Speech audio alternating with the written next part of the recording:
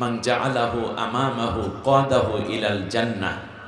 নবীজি বলেছেন, যারা কোরআনকে সামনে রেখে জীবন পরিচালনা করবে, কোরআন তাকে সামনে সামনে নিয়ে জান্নাতে না পৌঁছানো পর্যন্ত আলাদা হয়ে যাবে না। একটি মাত্র কিতাব যার সম্বন্ধে আল্লাহ তাআলা বলেছেন তিলাওয়াত করো, ইন্না কোরআনাল ফাজরি কানা মাশহুদা। তুমি ফজরের তিলাওয়াত কিয়ামতের দিন তোমার পক্ষে আল্লাহর সামনে সাক্ষ্য দিতে থাকবে। একটি মাত্র কিতাব যে সম্বন্ধে আপনি যখনই তিলাওয়াত করবেন তখন আপনার মৃত্যু আসানে হয়ে যাবে। সুবহানাল্লাহ বলেন। আল্লাহ রাব্বুল আলামিন বলেন, যখন কোরআনের সাথে ইন্তেকাল হয় তখন ফেরেশতারা এসে বলতে থাকে, সালামুন আলাইকুম তিবতুম ফাদখুলুহা খালিদিন। ও আল্লাহর কোরআনের সাথী, আল্লাহ তোমাকে সালাম দিয়েছেন। আপনি কৃষক, জেলে মুঠে, আপনি হতে পারেন ভ্যান চালক, অটো চালক, রিক্সা চালক, হতে পারেন অন্যের বাড়ির ঝিয়ের কাজ করেন, হোক না আপনি শিক্ষিত কিংবা অশিক্ষিত, স্কুল কলেজ ইউনিভার্সিটির স্টুডেন্ট, আপনি অন্য কোনো দল কিংবা মতের লোকও হতে পারেন, কিন্তু কোরআনের জায়গায় যদি আপনি নিজের এই দুর্বলতাটুকু পেশ করেন, আল্লাহ তোমার কোরআনকে আমি বড় ভালোবাসি, তাহলে কোরআনের এই বরকতটুকু আপনাকে মৃত্যুর সময়ে যন্ত্রণার কারণ হবে না, বরং আপনার পক্ষে সুপারিশ এবং আসানের কারণ হয়ে যাবে। একটি মাত্র কিতাব যা কবরে আপনার শিওরের পাশে মুনকার নেকিরের সওয়ালের জবাব দিয়ে দিবে। সুবহানাল্লাহ বলেন। ফেরেশতারা জিজ্ঞেস করবে, মার রব্বুকা? কোরআন বলবে, আলহামদুলিল্লাহি রাব্বিল আলামিন, রব্বুস সামাওয়াতি ওয়াল আরদ, সুবহানা রাব্বিকা রাব্বিল ইজ্জাতি আম্মা ইয়াসিফুন। এই রব সংক্রান্ত আয়াত দিয়ে জবাব দিবে। দ্বিতীয়বার জিজ্ঞেস করবে, ওয়ামা দীনুকা? কোরআন বলবে, ইন্নাদ দীনা ইনদাল্লাহিল ইসলাম। তৃতীয় কোশ্চেন, ওমান নাবিয়্যুকা? কোরআন বলবে, ওয়ামা মুহাম্মাদুন ইল্লা রাসূল। রসুল তো মুহাম্মদ একমাত্র রসুল এবং নবী ছিলেন। তখন ফেরেশতারা বলবে, আলবিসু বিল জান্নাহ, এই ব্যক্তির শরীরের মধ্যে জান্নাতের নূরের পোশাক পরাইয়া দাও। ওয়া আফরিসু বিল জান্নাহ, এবং তার শরীরের নিচে জান্নাতের বিছানা বিছিয়ে দাও। সুবহানাল্লাহ বলেন। সুতরাং বোঝা যাচ্ছে এই বিশাল কিতাবকে আপনি সম্মান করা মানে আপনি সম্মানিত হওয়া। গতকালকেও ওই পাহাড়টার নাম ছিল গারে হেরা। যখন কোরআন লেগে গেল তার সাথে, হয়ে গেল জাবালে নূর, নূরের পাহাড়। সুবহানাল্লাহ বলেন। আপনি কোরআনের কাছে এসেছেন মানে কোরআন সম্মানিত হয়নি, আপনি সম্মানিত হয়েছেন। খেয়াল করুন, গত রাতটাও, গত বছর এই রমজান মাস ছিল, কদরের রাত, মানে 27 তারিখ ছিল, কোনো ভ্যালু ছিল না, কিন্তু এই বছর কোরআনটা নাজিল হলো নবীর উপরে, সাথে সাথে এই মাসটা হয়ে গেল সব মাসের সেরা। মাসের নাম কি? আর একটি রাত হয়ে গেল, ইন্না আনজালনাহু ফি লাইলাতিল কদর ওয়া মা আদরাকা মা লাইলাতুল কদর লাইলাতুল কদরে খায়রুম মিন আলফি শাহর। হাজার মাসের চেয়ে শ্রেষ্ঠত্ব অর্জন করলো একটি রাত। এটা কি রাতের কারণে না কোরআন আসার কারণে? গতকালকেও মানুষটার নাম ছিল মুহাম্মদ বিন আব্দুল্লাহ, সবাই চেনে তাকে, আব্দুল্লাহর ছেলে মুহাম্মদ, কিন্তু যখন তিনি কোরআন পেলেন তিনি হয়ে গেলেন মুহাম্মাদুর রাসূলুল্লাহ। তাকে এই রসুল বানিয়ে দিয়েছে কোন কিতাব? আল্লাহু আকবার।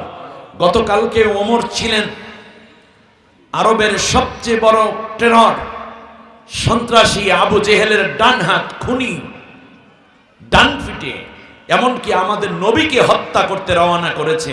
মাঝখানে সূরা তোয়াহার 5টা আয়াত পেয়ে গেলেন।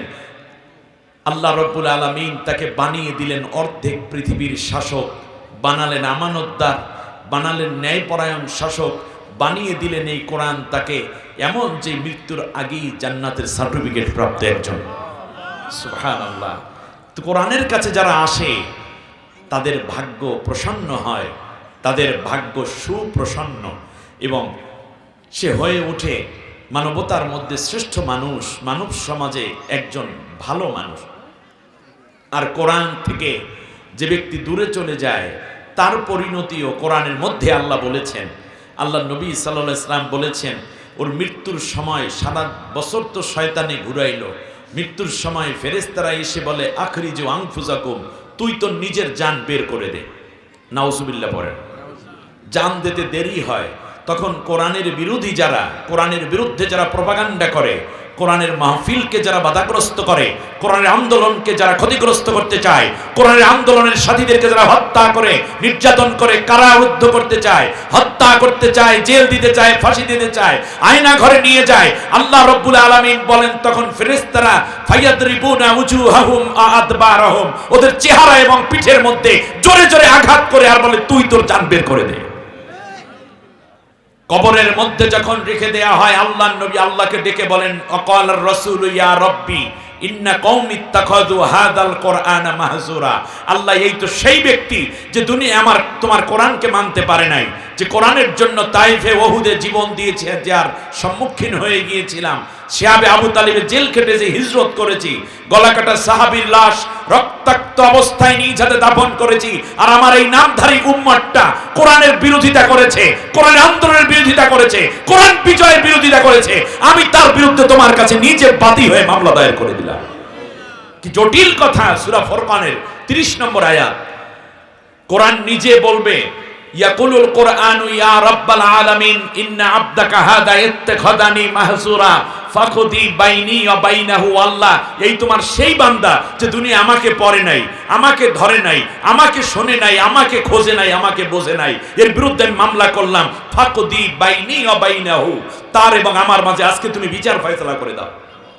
এই লোকটি চিৎকার করে বলবে আল্লাহ কোরআনের কথা শুনো না, আমার নামাজ ছিল, রোজা ছিল, হজ ছিল, যাকাত ছিল, দাড়ি ছিল, টুপি ছিল, ওইগুলোর উসিলায় আমারে maaf করে দাও। আল্লাহ রাব্বুল আলামিন বলবেন আনতা হাবাতা আমালুহুম হাল ইউজজাউনা ইল্লা মা কুনতুম হাল ইউজ ইল্লা মা কানু ইয়ামালুন। আমি আল্লাহ তাআলা নবীর মামলা পাইলাম তোর বিরুদ্ধে, কোরআনের মামলা পাইলাম, এরপরও সওয়াব করো, যা, আমি তোর জিন্দেগীর সমস্ত আমলগুলো বরবাদ করে দিলাম। তাহলে আপনি কোরআনের সাথে না থাকলে আপনার জিন্দেগীর হজের সওয়াব নাই, যাকাতের সওয়াব নাই, রোজার সওয়াব নাই, জিকিরের সওয়াব নাই, তালিমের সওয়াব নাই, তাহাজ্জুদের সওয়াব নাই, সব বাদ হয়ে যায় যদি একটি কিতাব থেকে আপনি দূরে চলে যান। তার নাম কি? আল্লাহ রাব্বুল আলামিনের সামনে আবার বলবে আল্লাহ একটু মেপে দেখাও। মুরব্বীরা বলছে, হুজুরেরা বলছে, আলেমরা বলছে, একবার সুবহানাল্লাহ বললে আসমান জমিনের মধ্যবর্তী জায়গা নেকে ভরে যায়। আল্লাহ রাব্বুল আলামিন তখন সূরা কাহাফের 105 নম্বর আয়াত তার সামনে নিয়ে আসবেন, যেখানে আল্লাহ রাব্বুল আলামিন বলেছেন ফালা নুকিমু লাহুম ইয়াউমাল কিয়ামাতি ওয়াজনা, তার কোনো আমল আমি মাপবই না। আল্লাহু আকবার। তাকে নিয়ে যাওয়া হবে জাহান্নামের দিকে। ইয়াউমা নাহশুরুহুম আলা উজুহিহিম উমিয়া ওয়া বুকমা ওয়া সুম্মা, গলা থেকে পা পর্যন্ত প্যারালাইজড করে দেয়া হবে। তারপর লাঞ্ছিত, অপমানিত অবস্থায়, অন্ধ অবস্থায়, বোবা অবস্থায় জাহান্নামের কিনারে নেওয়া হবে। তখন তারা আফসোস করে একটা কথা বলবে লাউ নুরাদ্দু ওয়ালা নুকাজ্জিবা বিআয়াতি রাব্বিনা। আল্লাহ, একটা বারের জন্য দুনিয়ায় পাঠাও, গিয়ে কেবল কোরআনের কথা বলবো, কোরআনের কথা শুনবো, তোমার এই কোরআন দিয়ে আমি চলবো, ব্যক্তি, পরিবার, সমাজ, রাষ্ট্রে যে আয়াত যেটা যেখানে লাগিয়েছো সে আন্দোলনে আমি শামিল হব। বলেন দেখি আর কি সুযোগ হবে? আল্লাহ রাব্বুল আলামিন বলছেন একটি কিতাব সম্বন্ধে আমি অবশ্যই জিজ্ঞাসাবাদ করব। তুমি পিএইচডি করেছো, তুমি অনেক বড় অফিসার হয়েছো, কিংবা তুমি ব্যারিস্টার হয়েছো, তুমি মেডিকেলে বড় অফিসার হয়েছো, কিংবা তুমি বড় ডাক্তার হয়েছো, এমবিবিএস পড়েছো, এই বিশাল বিশাল বইগুলো পড়েছো, কোনো সম্বন্ধে আমি জিজ্ঞাসা করব না। এগুলো পড়ো, বুখারী পড়ো, মুসলিম পড়ো, সিয়াসিত্তা পড়ো, কোনো অসুবিধা নাই, বড় বড় কিতাব পড়ো, কিন্তু সব কিতাব সম্বন্ধে আমি জিজ্ঞাসা করব না।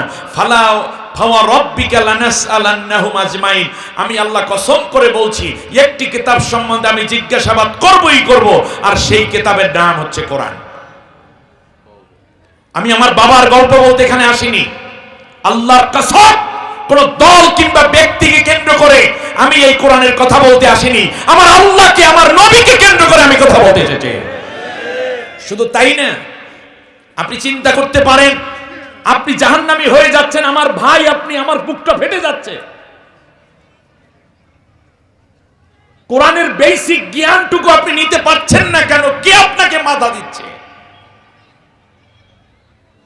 একেবারে মোমেনের মতো করে বসে যান। হতে পারে জীবনের সেরা পাওয়া আজকে আপনি পাচ্ছেন, হতে পারে আপনি আজকে গুনাহ মাপ নিয়ে বাড়িতে যাওয়ার সুযোগ, এমন হতে পারে কারো জীবনের শেষ মাহফিল এটা, এরপর হয়তো ক্ষমা চাওয়ারও সুযোগ হবে না। আল্লাহ রাব্বুল আলামিন বলছেন, শোনো, নবীর মামলা এবং কোরআনের মামলা পাওয়ার পরে আমি যে রায় দেব সে রায়টাও শুনে নাও। ওয়াল্লাযীনা কাফারু ওয়া কাযযাবু বিআয়াতিনা উলাইকা আসহাবুন নার হুম ফিহা খালিদুন। যারাই আমার এই আয়াতগুলোকে অস্বীকার করলো, অমান্য করলো, তারাই জাহান্নামী, কোনোদিন তারা জান্নাতে আসতে পারবে না।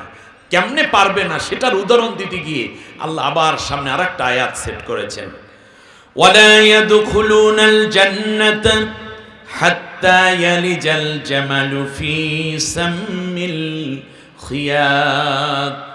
একটা সুয়ের ছিদ্রি দিয়া উট প্রবেশ করা যেমন অসম্ভব, আমার কোরআনের সাথে যাদের সম্পর্ক নেই জীবনে, তারা তেমনি জান্নাতে প্রবেশ করা অসম্ভব। অপরদিকে যারা কোরআনের সাথে থাকবে তাদের ব্যাপারে আল্লাহ সুসংবাদ এবং একটা চমৎকার ঘোষণা দিয়েছেন। আলহামদুলিল্লাহ বলেন। ফাইম্মা ইয়াতিয়ান্নাকুম মিন্নি হুদান ফামান তাবিআ হুদায়া ফালা খাউফুন আলাইহিম ওয়ালা হুম ইয়াহজানুন।